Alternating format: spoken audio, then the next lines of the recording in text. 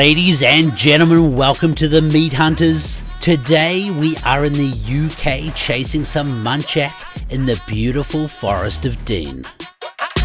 I have brought along my tethered saddle setup and I want to shoot a muntjac out of it, as it's potentially a world first. More on this setup later, but these would be amazing for anyone in the UK who needs to be mobile. They're lightweight, easy to set up, and being raised, they create a safe shooting angle. How are we doing, ladies and gentlemen? You might remember Rob.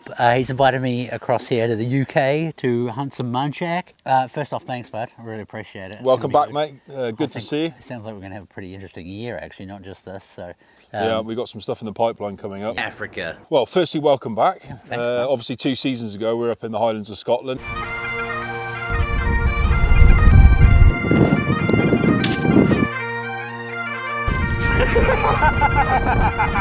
Now we've come back down south and we're in a place called the Forest of Dean, which is in the county of Gloucestershire. Okay. And this trip we're out and we're going to be stalking muntjac. So muntjac deer is the smallest deer species we've got in the UK. It's a non-native species. They were first introduced into the UK in 1830s, early 1830s, to a place called Woburn Park, and escaped from there. And as a result, they're prolific breeders and they've spread. So there's an estimated number now of around 40,000 in the UK. And obviously, like any other deer species, they have to be controlled. Typically, they'll grow up to about 50 centimetres in the shoulder. Wow. And the heavy ones will be around 18 kilos. They're a funny little animal. They can be very, very elusive. And when you're stalking in sort of woodland like this, they can be very hard to spot. And the biggest thing I think we missed talking about is they have fangs. Right. Yeah, they do. Yeah, it's there's 2 types of deer in the UK. You've got Chinese water deer and muntjac. Chinese water deer have typically longer either tusks, teeth, or fangs, if you want to call it that. And muntjac do as well. And they typically protrude down, and they're predominantly used for fighting and defending their territory. Yeah.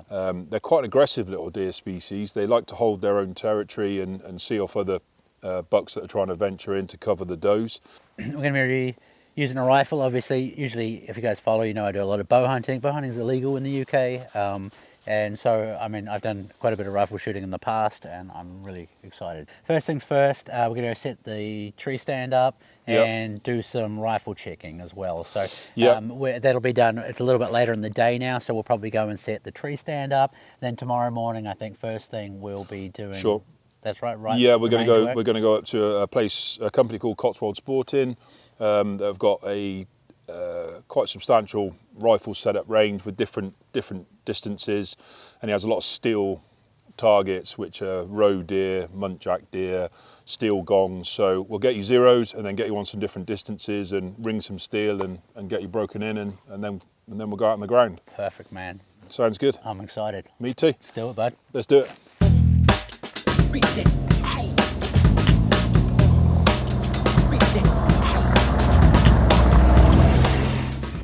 So what exactly is this saddle setup? Well, if you're an arborist, you'll be very familiar with this. Basically, it's a saddle, and then you have steps that you can attach to the tree to help you get up. Then once you get up to your desired height, you simply put a platform out, which is used to stand on. These would be ideal for somebody that needs to be mobile. Maybe you move to lots of different blocks. Maybe there's no tower where you shoot. The other thing is because they're elevated, they provide a much safer shooting angle. Everything attaches using friction and straps, so there's minimal damage to trees. And like anything, when used properly, they're very safe and secure. And now that everything was set up and I was comfy, it was time to go and check the feeders. On the way, we saw our first muntjac. Did you spot him? But with both feeders checked and fully operational, that was the end of the first day. So tomorrow morning we're off to the range, then hopefully for the afternoon we get onto some muntjac. Andy, is that right? Yeah, morning, Matt. Nice to meet you, buddy. And you? Yeah, so we're here going to test the rifles, just check the zero on them, make sure everything's good before we go with some live animals. Andy, what do you have here? Like, where are we? What do you offer, basically? Yep, so as I said, my name's Andy from Cotswold Sporting. This is Cotswold Rifle Range, a new sector of that enterprise. And we do predominantly private clay lessons for the corporate sector, weddings, have-a-go events, etc. And we've branched out into the rifles, which has proven a really good success. So like today, Matt and Robert are going to be practicing on the 100-metre mark on the Muntjac and the row reactive targets that we've got before they go out on the real thing. And then we can also go back further to about 300 metres for those people who want to test their sort of skill to the next sort of stage. We also do simulated stalking. Cool. Okay, so we can actually move the targets around the farm, around the land, and we can put on different routes, different scenarios for new shooters, right the way up to experienced stalkers. So first off, we're just going to go set some targets out at the 100 metres. We'll check the zero then we're going to have a play around on these very cool targets. They're steel targets and they have a little gong in the middle, so if we hit the heart shot on it, hopefully we get that nice sweet report. Well, there's no problem. If you had a gun, shoot him in the head.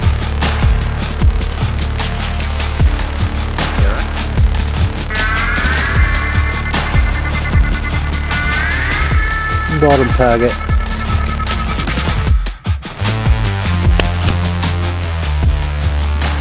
Just a half-inch low.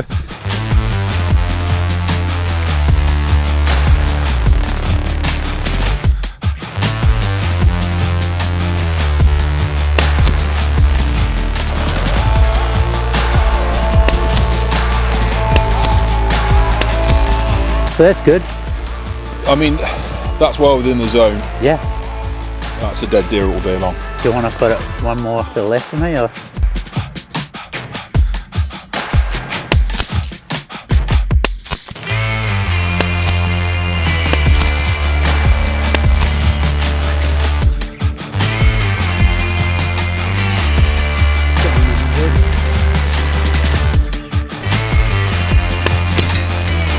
Bang on. Bang on.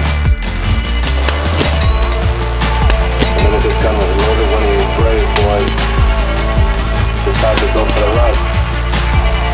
Just to fire it. Just to fire it.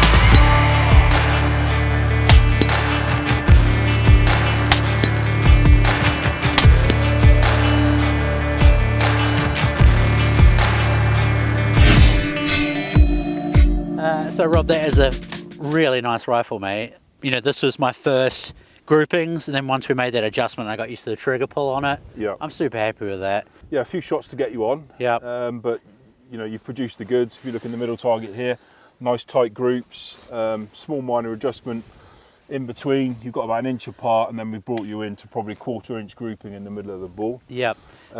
And then proven on the Muntjac target too. Yeah. Smoke the heart every single shot. You do confirmation checks. It's all part of getting the rifle in and making sure. Yeah. So it's good. What is this? Like, what ammo are we using? What So is the just for scope? safety's sake, I'll just show you the chamber's clear. Yep. Okay. Are you happy Yep, with that? Yep. So basically, this is a Blaser R8 professional success rifle. Yes. It's chambered in 223. Yes. Which is the perfect round for Muntjac. Yep.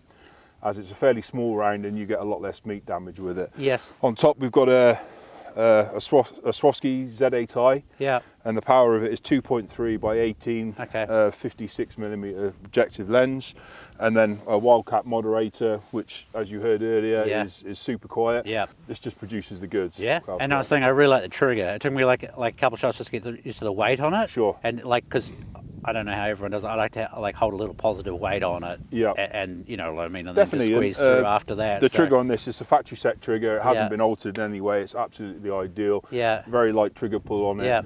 And obviously with a heavy trigger pull, you can start to move your point of aim. So it's just, you don't even think about it. It's just like breathing. It's just boof and away you go. Yeah, well, I mean, this is good. Like, I feel like super confident. Like that Muntjac target is exactly what we're going to be shooting. Exactly, and, yeah. I think the grouping on that's better than this. So sure. Yeah. And I mean, the Muntjac was we've lasered this at 100 meters. Yes. Confirmation checks Yeah. at zero. Muntjac, the first Muntjac target there, the steel is 85 meters, and realistically in woodlands you're going to be shooting probably 50 meters, maybe 30 meters, but for what we're zeroed at, perfect. Yeah. All day long. Yeah, nice, man. Cool. Well, I guess there's only one thing left to do. The only thing left to do is to get into the forest and Hopefully the Muntjac show up. and shoot some Muntjac. Yeah, perfect. Right, let's go. Let's do it.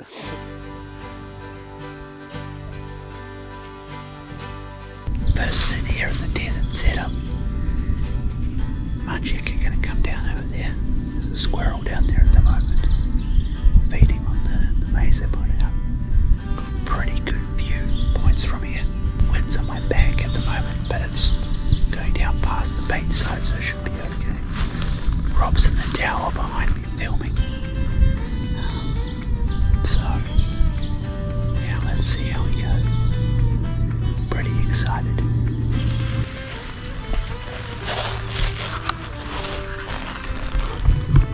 It's real close. It's a little high, but it's okay.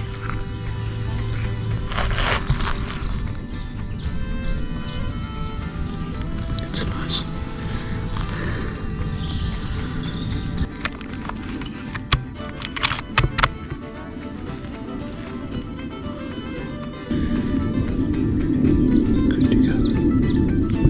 As we got more comfy for the afternoon sit, so did the squirrels. I didn't grow up with squirrels, so it was awesome to be able to sit and watch them for a bit. And then with about an hour of light left, the first muntjac turned up. A beautiful doe that of course I could have shot. However, I was taking a gamble that somewhere close by there might be a hot buck who fancies her. She was very cautious, however, and it took her a long time to commit, and she never really fully settled down, twitchy all the time, which could mean there's a buck close by.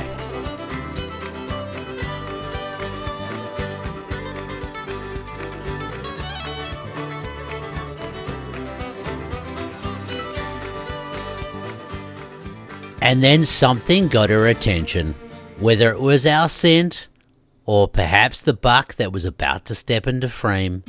We're not sure, but whatever it was, she decided to leave.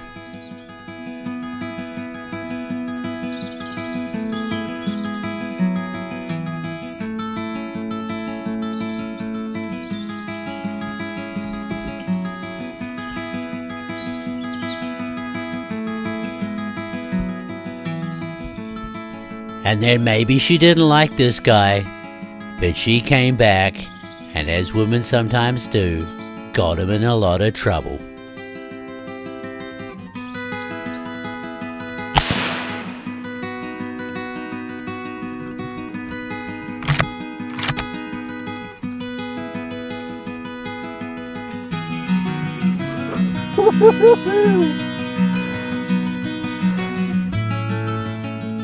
Oh man, that happened freaking fast. It's dead just down there. That was so exciting. I could see, I knew I saw two to come in, like to start with, come in here, but that other one I think there might have even been 3 row muntjac. There was a row doe in there, over to my left, and then Rob was just saying that there was a buck over here as well. It was all on, it was crazy. You guys saw it on the camera, it just turned up, and probably within 10 seconds I dropped it. So let's go and have a look. Pretty awesome.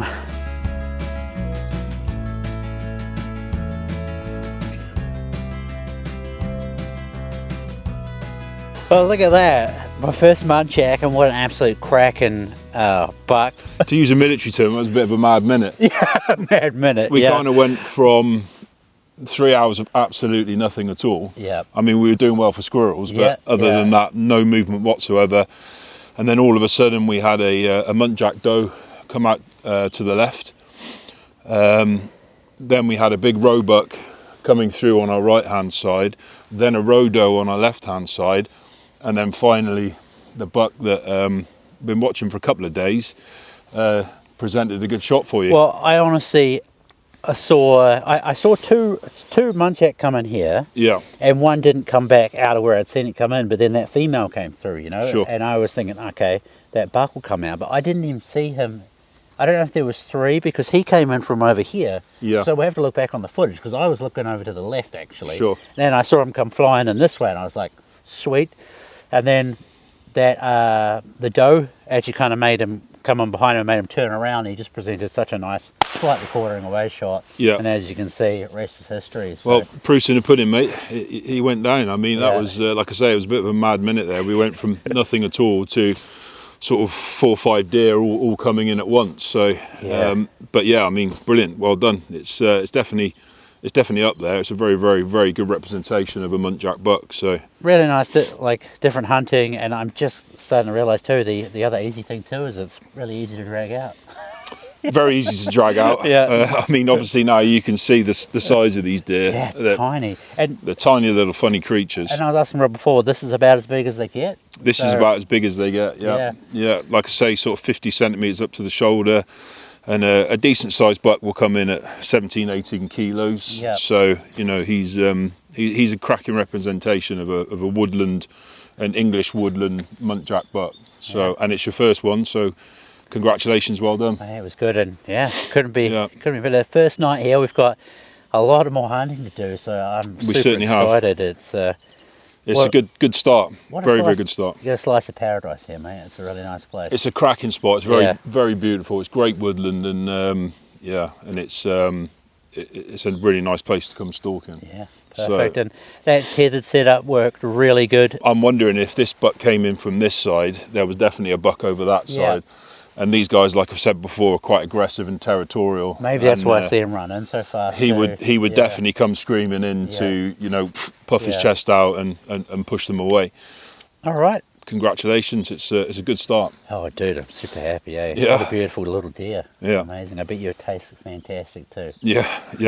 In my opinion, Muntjac's up there with some of the best venison you can have. Cool. Looking forward to trying it. Brilliant. Alrighty. Better get back before it's dark. Yeah, we're losing the light now, so we'll dress this guy out and head home. Perfect. All right.